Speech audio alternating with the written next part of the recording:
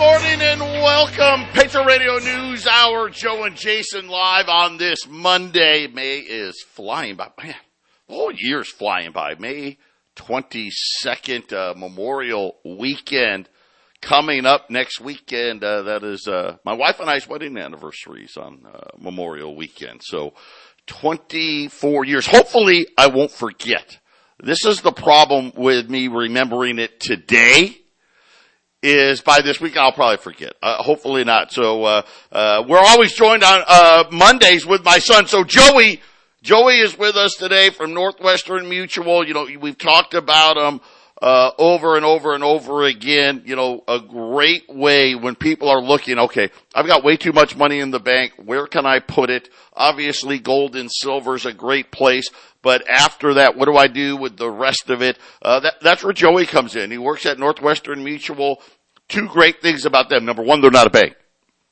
Number two, nobody has more cash on hand than Northwestern Mutual. Number three, they're not publicly traded. They could give two craps about Wall Street. And lastly, and maybe just as important, no financial institution in the entire world has a higher credit rating than Northwestern Mutual. They're a better bet than the government, our own government. And our own government's got a printing press, Joey. Let me ask you, I got to ask you, debt ceiling, a lot of talk about debt ceiling. Not next Monday, but the following Monday. So about 2 Mondays from today, that's going to be pretty close to the Treasury's going to be out of money and then is going to have to decide who gets paid, who doesn't get paid. Of course, all of us are expecting a last-second deal. Are you guys preparing for that at all? Or are you just kind of watching it and waiting to see? Or are you moving some of the portfolios around a little bit just in case? How are you guys handling it?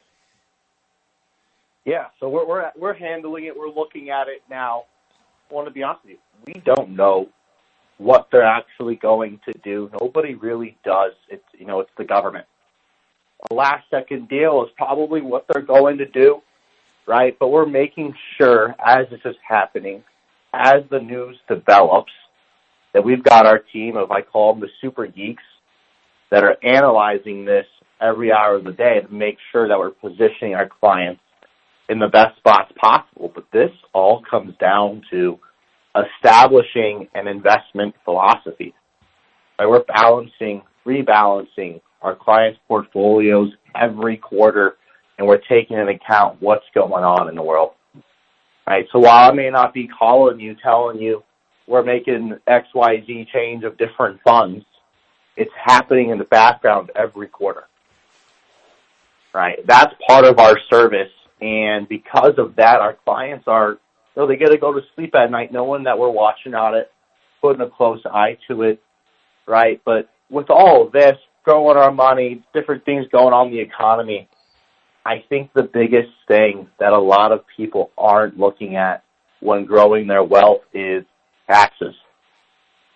You know, I can't tell you the amount of people that have decided to work with us over their other advisor just off taxes alone.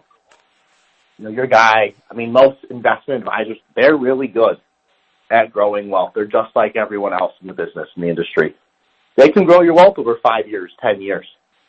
But when we're 50, we're 60, we're in our late 40s, if all of that wealth is going to be taxed in retirement, 20, 30% of what you built up in there. And what we're doing for clients is we're restructuring things, we're exposing them to different vehicles. We're saving about 3% every year on taxes alone, on top of returning 6-7% a year. Right? And those returns, that all depends on the risk. Depends on how our clients feel. And I know most people at KHNC, hey, we worked our butts off for these dollars. We're entering retirement. Let's preserve the wealth. Let's get some growth on top of it. But the biggest thing is let's make sure we're not hit with the huge tax bomb the moment we retire. You know, that's the biggest help is generating tax-free income by the time we're in retirement. And those are things like 401(k)s, right? Life insurance is a tool we utilize. There's so many things we're doing for people in this space. But yes, as these financial economic decisions come down in the next couple of weeks, we are planning around it. We are on top of it, and we're making sure we're putting our clients in the best spot possible. And then when you think about it, right, well, it's just the right thing. Hey, just in case it happens, we're going to be okay, and we'll assume that it's not. But, again, taking risk off the table, which is really the biggest thing. And as we've talked about in the past, last year and what a brutal year it was, and for all of these people that were already in their 60s, late 50s, to lose 20% of what they worked their butts off for, that's just way too much risk. And that's the other big thing that you guys really help clients do is, hey, as we get you're not going to lose a big chunk of your money.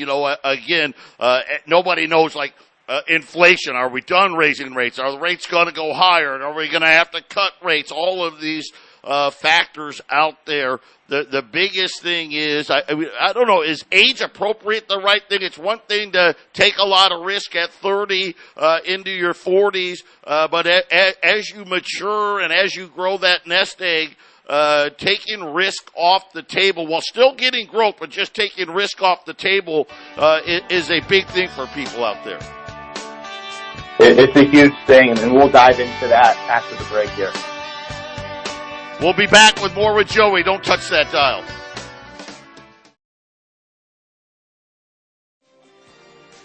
Eight 800-951-0592. Joe and Jason, Patriot Radio News Hour, allamericangold.com. We've got my son Joey with us today from Northwestern Mutual. And again, talking about what he's seeing out there as people are wising up to not having all of their money in the bank and looking at better places to put their money, better financial advisors, safer places to put it. Nothing safer than Northwestern Mutual. But Joey, you're talking about minimizing risk, because that's really right now when we think about what happened last year.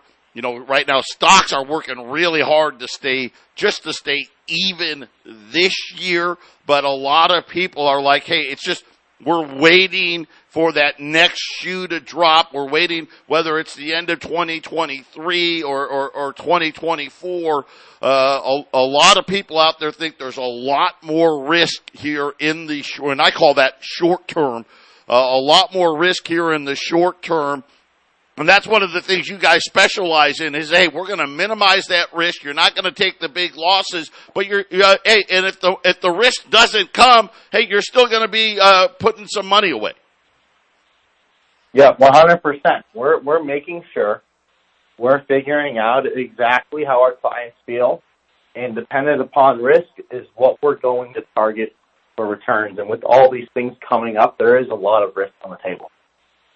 So just making sure that when we're chatting, we're getting a brief understanding of each other to make sure, hey, how do we take risk off the table, but we're still growing our dollars at the same time, right? And that's something we've been doing a tremendous job with our clients. I'm not going to sit here and lie to people and tell you last year all of our clients' portfolios was up when we were down 25% in the market overall. No, clients are down 8%. They're down 7%. They weren't down 25%. Which has put us in a great spot coming into this year to see some rebounds for that, but also play some more defensive planning there. But I think we talk about Northwestern Mutual and how strong of a company they are, and they're fantastic, which is why I've aligned myself up with them. But to be honest with you, I think the relationship that my team brings to the table is the most valuable thing you could have. We're not guaranteeing to clients we're going to make them $1 million. We're not guaranteeing we're going to outperform the market every single year over year, because it's just not true. And if someone's telling you that, man, I would run for the hills. But my guarantee to everyone I chat with and to all of my clients is that no one's going to outwork myself or my team to make sure we're putting you in the best position possible. And nobody will give you a better service than what we do in terms of transparency, communication, and just being upfront. You're going to get the best service working with us. No bull crap, not returning your calls, none of that. We're going to be on top of everything. And where I tell everyone, if we work together, this is a relationship that's going to last the rest of your lifetime. The reason being is things change. Every 6 months, something's going to change in your life. I want to make sure, one, that I'm a part of it, and that I can help you plan for things and put you in the best spot possible as we continue our lives. And to be honest with you, spending money down retirement and getting a plan on how to do that is one of the most important things that we should be doing that advisors aren't tackling with their clients. I've used this analogy before on here. It's like climbing Mount Everest. We're climbing up to the top to reach retirement. And when people climb Mount Everest, 70% of the deaths are coming on the way down. And just like in our own lives, the way down for us is spending down our retirement dollars. And the two ways we're seeing people, outlive their money, one is taxes. They're getting hit with tax bombs they didn't plan for. Two, health care, long-term care costs, medical bills, making sure our clients have things in place to protect for that when life throws us a curveball. And that's the biggest value add. You get that relationship piece, you get a face to your money, and you get someone you can trust and someone that aligns with the values of agency listeners. So many advisors beat around the bush. They try to sell you on something. They're transactional.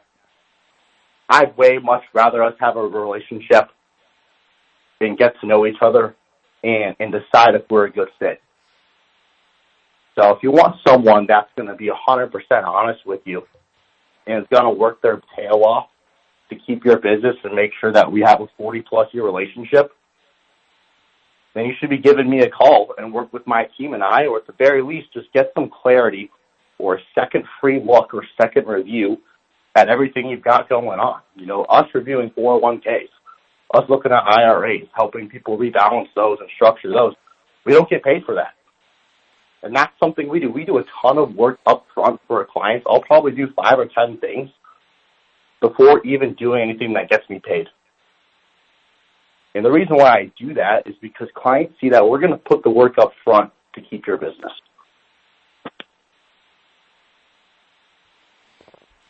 Joey, give out your number here. Yeah, you can reach me at my personal cell, which is 602-909-9048. Again, that's 602-909-9048. Just shoot me a phone call, text message. If I don't answer, just leave me a voicemail, and I'll get back to you as soon as possible.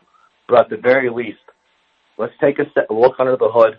Let's see what you've got going on. And from there, my team and I can give you some recommendations and hopefully be a resource for you as you continue along this long journey of life. There you have it. There's my son Joey, Northwestern Mutual, 602-909-9048. Him and his team, the hardest working team out there. You're not gonna find anybody that works any harder than they do. And again, they're not a bank, which is a big deal right now. Give them a call. 602-909-9048. Jason, we had more Fed talk today. Neil Kashkari, he was out saying, listen, a pause in June doesn't mean we're done raising rates, which is kind of, again, the letting people know. I want to say he is a voting member. Looks like he's saying, hey, I'm okay with pausing. But doesn't mean that we can't raise later. And I think that's kind of the tone the Fed wants, which is, hey, we're probably going to pause, but we're not cutting, and we still, hypothetically, we can raise at a meeting down the road.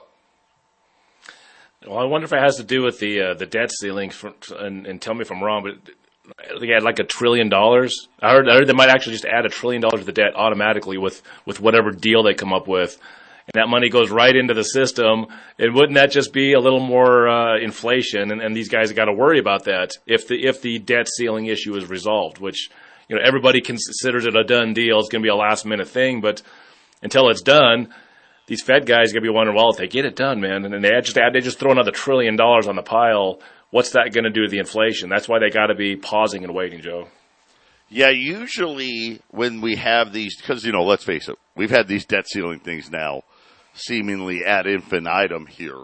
They tend to do one of two things. They used to put a number on it, right? And then when we get to this number, hey, we got to meet again. Then they said, well, let's go to a date. That way we can spend as much as we want until this date, and then we'll talk about it again. But what we see when they go into with their, these emergency measures is immediately following whatever they come up with, whatever agreement that they make. We normally see within 6 weeks a massive jump in the national debt. Because right now they'll say, well, the debt's $31.4 trillion because that was the debt ceiling number.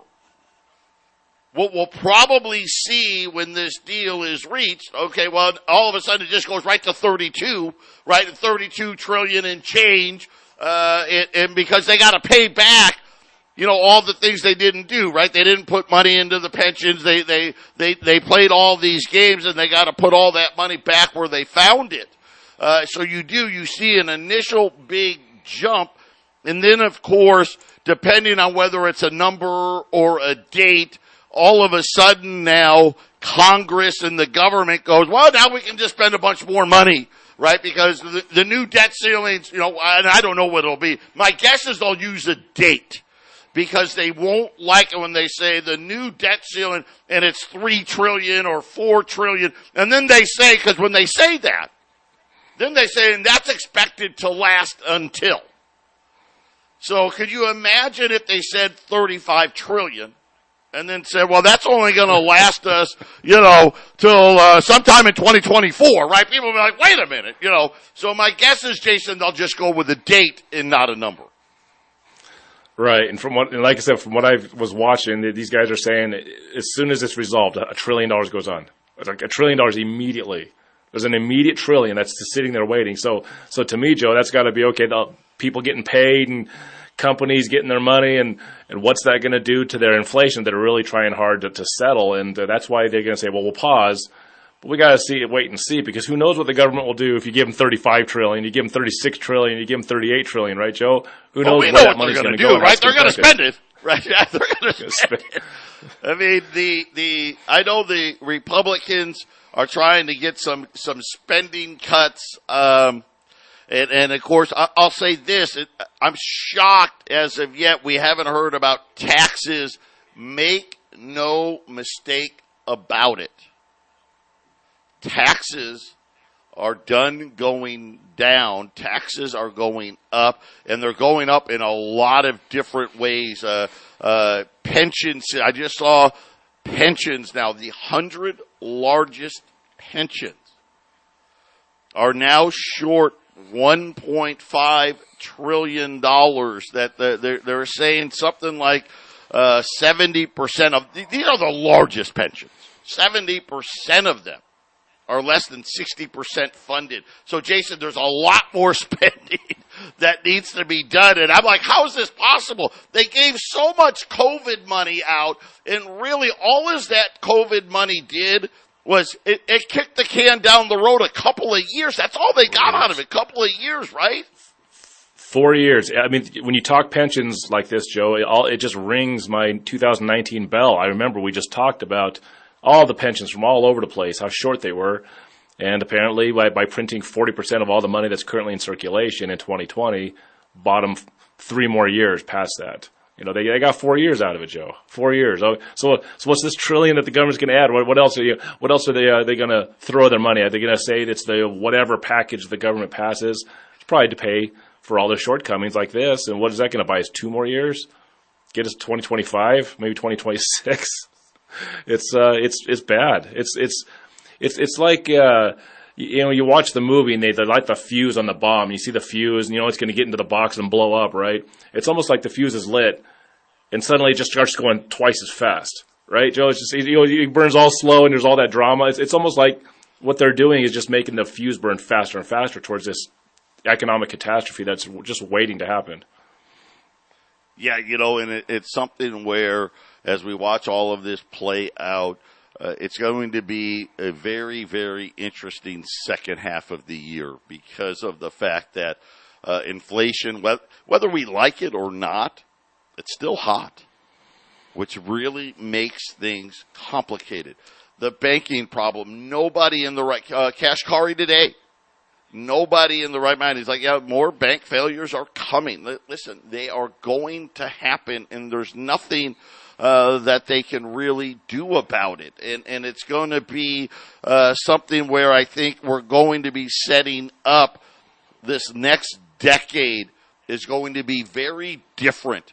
Over the last 40 to 50 years, we've had the same playbook every single decade, which is more debt and more spending, more debt and more spending, more debt and more spending. All of a sudden now, the money supply is shrinking, and the more debt is becoming what? Problematic, because it's created the inflation that every textbook told us was coming. We'll be back.